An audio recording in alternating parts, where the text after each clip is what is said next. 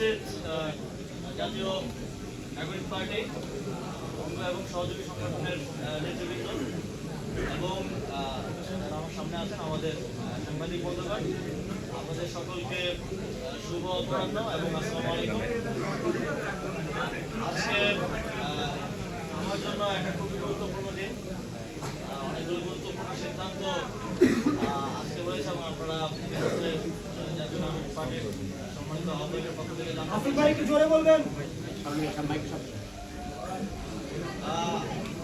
আপনারা জানেন 2024 সালের গণঅভ্যুত্থানে আমাদের প্রায় 1400 সহযোদ্ধা শহীদ হয়েছেন, আহত হয়েছেন প্রায় 30,000-এর অধিক সহযোদ্ধা।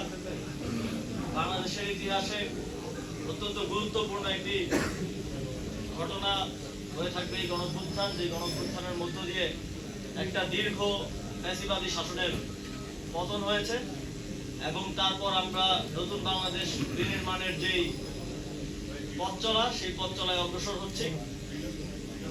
গত গণঅভ্যুত্থানের পরের সময়টা, এই ট্রানজিশন পিরিয়ড বাংলাদেশের জন্য খুবই গুরুত্বপূর্ণ এবং সামনে জাতীয় নির্বাচনও সমানভাবে গুরুত্বপূর্ণ।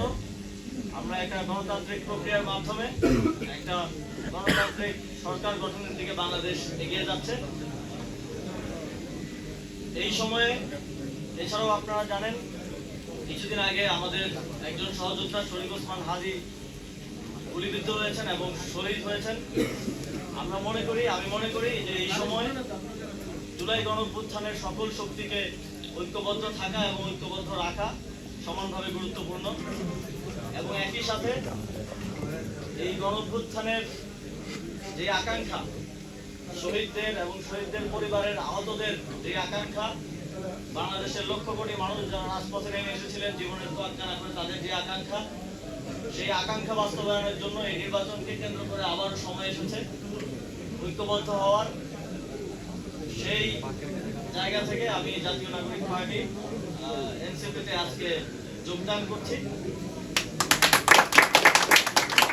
এবং আমি আসন্ন ত্রয়োদশ জাতীয় সংসদ নির্বাচনে অংশগ্রহণ করছি না। আমি মনে করি যে আমার একজনের সংসদে যাওয়ার থেকে